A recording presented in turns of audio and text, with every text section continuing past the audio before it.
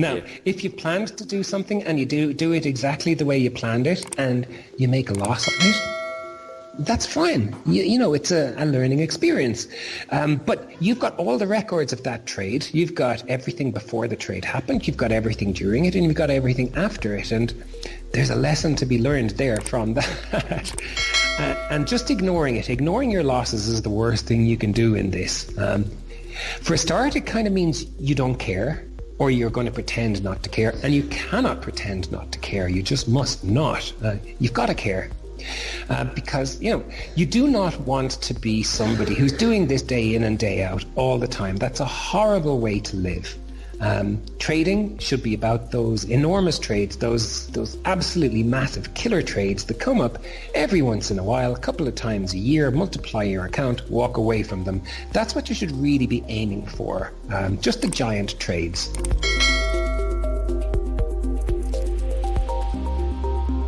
The day that you become an independent thinker and you don't care what anybody else thinks or says, that is the day that your trading is going to start to go through the roof.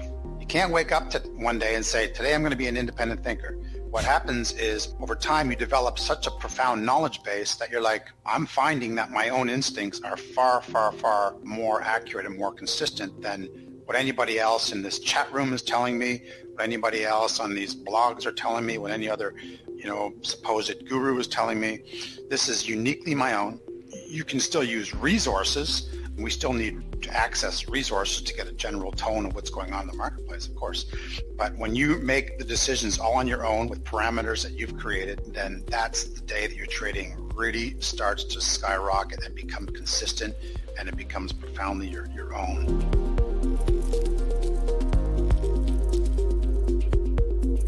I learned that you had to actually have education to actually make the kind of money that you were aspiring to make. So that's when I actually started to study the technical analysis on my own, learning Fibonacci on my own, like doing all these technical analysis things that's based on technicals, and just really, really studying that for a good amount of time, because like I was in a space that went through depression, that kind of stuff. So I literally had nothing else to do, you know what I'm saying? So I literally just sat there and just studied my ass off for weeks and weeks and weeks and weeks in the house. Like I had friends coming over and leaving and coming back, and I'm in the same place studying. And then, yeah, like, so I would just, you know, read a concept online and then pretty much apply it. Read a concept, apply it. Read a concept, apply it. And then pretty much just make it work based on how I understood it. And that's how I slowly built my methodology to like where it is now.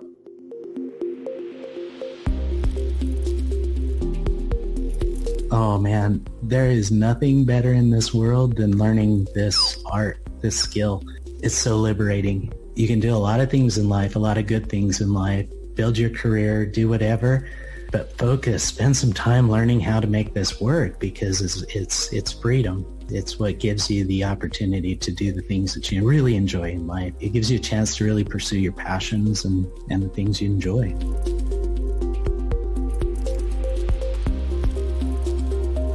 I did that challenge with a $1,000 live account. Again, I'm not telling you to do that. That's just what I personally did. I started with a $1,000 account, and I did only one micro lot per trade. There was a time I woke up and I saw it was a 50 pips in drawdown. It was on a trade, GBP JPY. I said, you know what? I'm confident that this is going to go up to my take profit. I'm not going to let this drawdown influence me to close my trade or stack.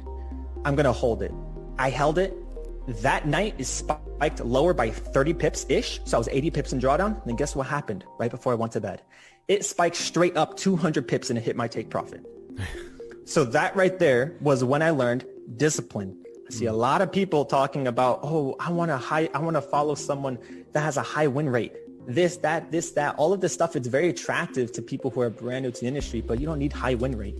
You need to control your risk, emotions, your patience. Your strategy comes second.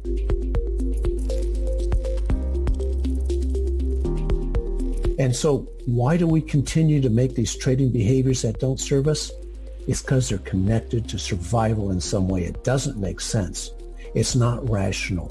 But once we understand that, then we can take a breath and go, wow, I don't have to blame myself.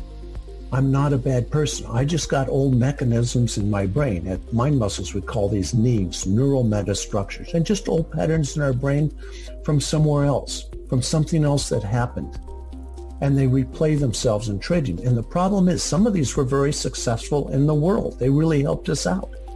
But trading is so different. It's not the real world. Trading requires a whole different set of behaviors. But these old processes that are trying to help us, they don't realize that trading is a very different context. And so as a result, we repeat behaviors that don't serve us.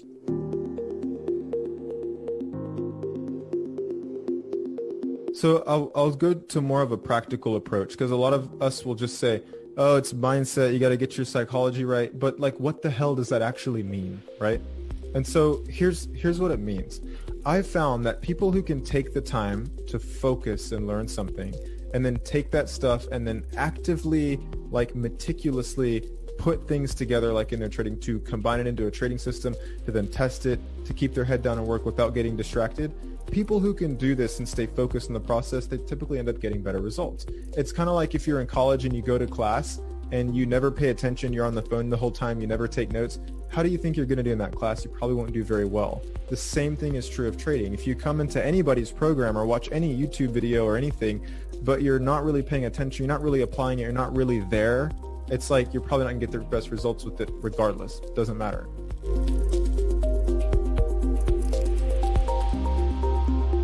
There's two questions that I ask myself every time that I sit down and I look at a chart. And this should be the same as what every trader should be doing as well, is that what are other traders seeing, or what are they thinking? So stop thinking about what you're thinking. Think about what everybody else is thinking about, okay? And the second one is, what's obvious to ourselves? What is obvious there? Is the divergence obvious? Is there support resistance levels that are obvious to us? Okay, if we can answer those two questions, then what we can do is we can start building a case around whether we should be getting in or whether we should be just leaving it alone.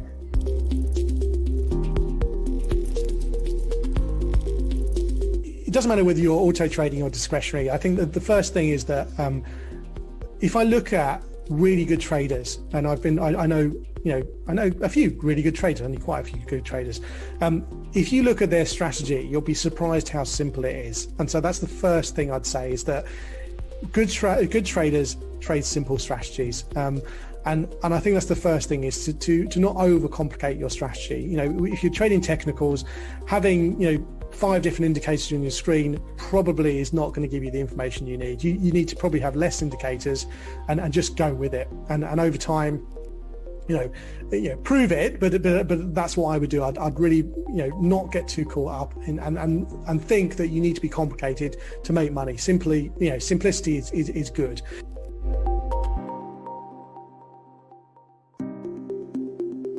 If a system is not going, if a system is not going to give you any profit, but sometimes you stick to it because of your ego, because I want to prove that I found the right system. Or sometimes you're someone that is moving your stops always, and you know that is the problem. It's not a system, but you keep on moving your stop because your ego is so big now that you don't want to lose. So it's not about trading support and resistance. It's about sticking to your management plan. And so when people fail, I think it's more on knowing when to quit, and then knowing when to say it's enough.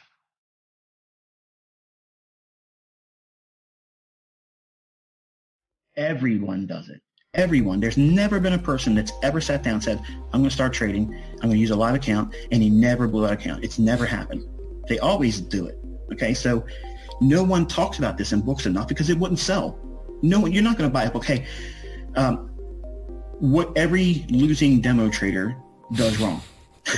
Nobody's going to buy that book. No one's going to buy that book. But if you say, I made $50 million in the last 16 years, but this is what I had to do in the beginning and what I had to go through, and this is how I corrected it. they're interested now because they're, okay, I want to know how you got the 50 million, but they still won't pay attention to the things that the real message is. Don't do these problematic things. Don't self-destruct. Don't take these real life adversities and try to replace them with a winning trade. Every time someone does that, it's always the wrong thing, because obviously most of the time you're going to lose money.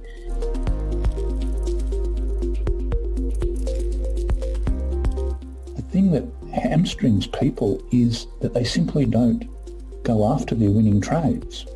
They generate this natural reluctance that, well, I've made X. Perhaps I should be satisfied with that. And so we come back to the psychological basis of money scripts. Well, no, the market is offering you an opportunity to make money. So it's really incumbent upon you to take it, because my view of markets is very, very different from someone who's perhaps come from a classical finance background. If I was to say to them, why do markets exist? They would say, well, they're a means of raising capital for business enterprises. They provide a secondary market for price discovery and further capital raising. And I would go, bullshit. The market exists for me to buy a Porsche.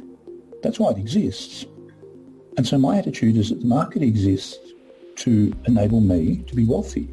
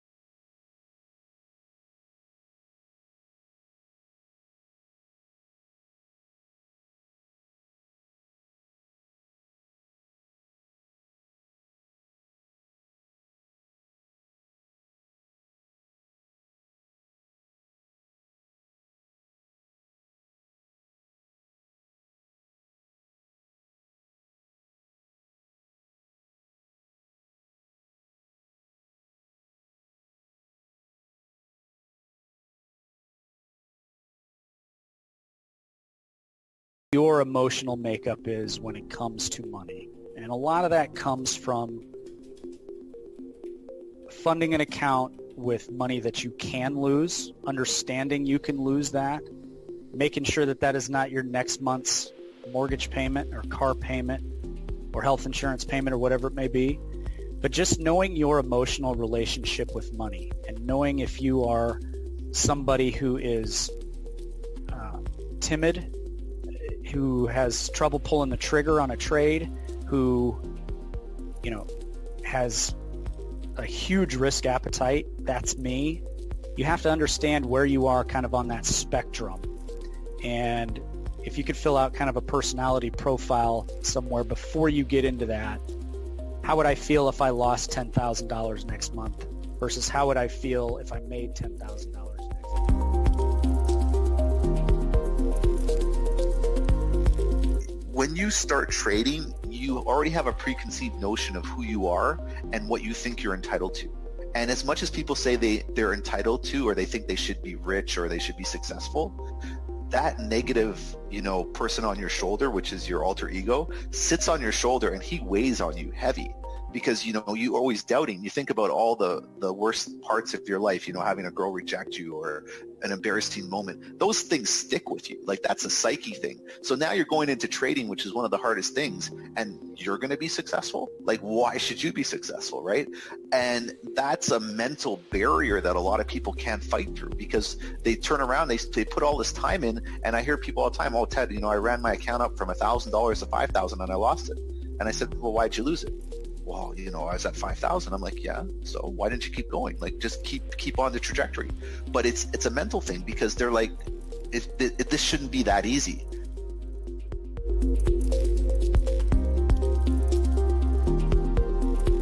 On the path of getting to trading, I would really suggest simplicity and just scaling back on whatever it is that you're doing. We're in a very noisy space where if you try to focus on figuring everything out, it is very overwhelming and there's no money to be made in this business by being a generalist. You have to become a specialist that does something very well. It doesn't matter what that is. You can do the RSI, you can do patterns, you can do whatever, but you need to find out what you're doing and you need to get very good at it. And really, that shouldn't be overwhelming. That right there is when things become very, at least simple, because it's overwhelming to try to keep your eye and attention on everything, but it's actually pretty simple to get really good at just one thing. And in this business, there is so much money to be made that if you can just get good at something, you can make enough money to have almost whatever lifestyle you want.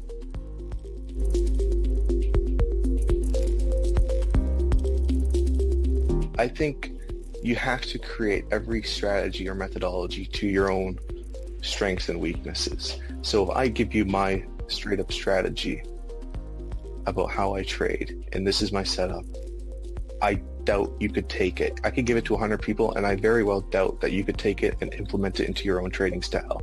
I promise you, it will work. I guarantee you it. But will you have the ability to become a robot and take the same setup again and again and again, and will it make sense to you? Because when you trade, it's your capital at risk. It's your emotions that you're trading, right? It's not to change was obviously my consistency and patience, discipline. That all had to change. I had to become patient, disciplined, and consistency.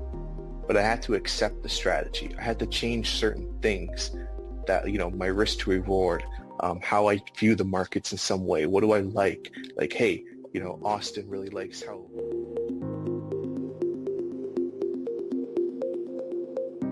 And, that you can see that they're genuinely trying to give out value in regards to charts and how the market moves, instead of, luring you in with the luxury of what trading can give you.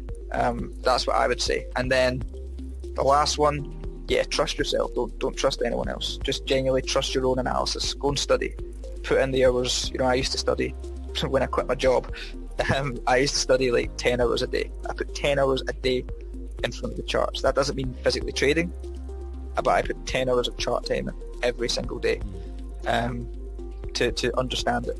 And even now I still lose and still make mistakes, but the more time you spend on the chart and the learning process, the better, because you get an overall knowledge of how the market moves. But limit your chart time in the actual trading process. So when you're physically trading, definitely limit it. But that's what I would advise for new people.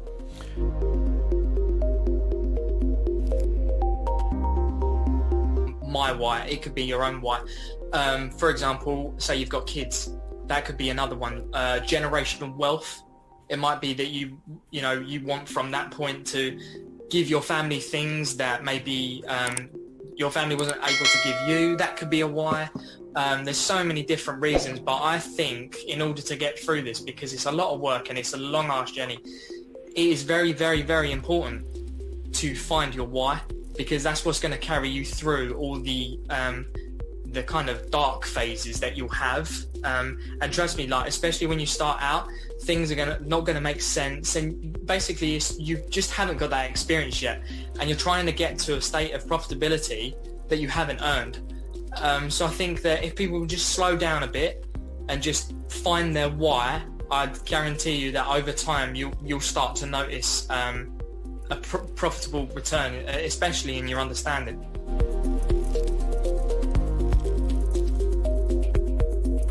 If there's a retail trader or like an individual that's working 9 to 5, you have to be organized in the way that you actually go about working. So for example, if you start work at 9 and you end at 5 o'clock, what are you doing after 5 o'clock? Say it takes an hour to get home, for example. What are you doing after that?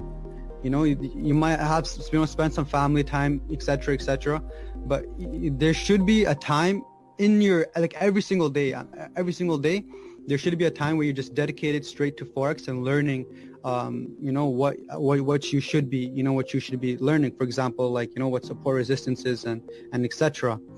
And the weekends especially, this is the best time for you to really learn new things, because then you have the previous the week's data you can look at, and if you have the replay tool, you can really start back testing on some of those trades. So I would just recommend organize your time and try to make at least.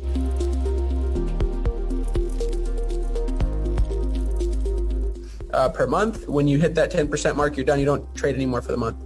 And that's a huge thing. But you can even break that down to a daily level and be like, okay, well, if I lose, like, let's just say 3% today, like, then I'm done. I can't trade anymore. When you have those kind of rules in play, it's going to help you a lot. For sure. It's just, but again, it all comes down to that mental fortitude and that strength that you're going to have as an individual, because anybody could say that they're going to do something, but very few people are going to follow their own rules, and then it's just kind of going to be a disaster. So that's where it's like you have to work on yourself more than your strategy sometimes, because sometimes your strategy is not the problem. Sometimes you are the problem. And that people don't want to take accountability for that. They'll just be like, no, it can't be me. I'm not the problem. You know what I mean? I'm perfect. So it's just like, once you realize that you're imperfect and that you'll make mistakes, a lot of different things are going to come into play. So I think trading is a lot more than what you're doing on the screen. I would say 80% of trading performance comes from what you're doing off the screen and off the charts. 100%.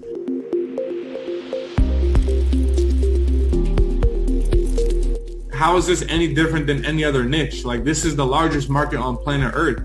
So if you become one of the best players in this game, like, you have an unlimited earning potential. And that's why it's like I refuse to put a resistance on my thinking. Like, I just truly refuse to do it, because there's people who are my age that are managing hundreds of millions of dollars. And it's like, what separates them from me? Like, what truly separates them? And that's just where I'm like continuing to level up. And so it went from, I was always thinking from a place of scarcity. Now my like subconscious has been programmed to think from a place of abundance.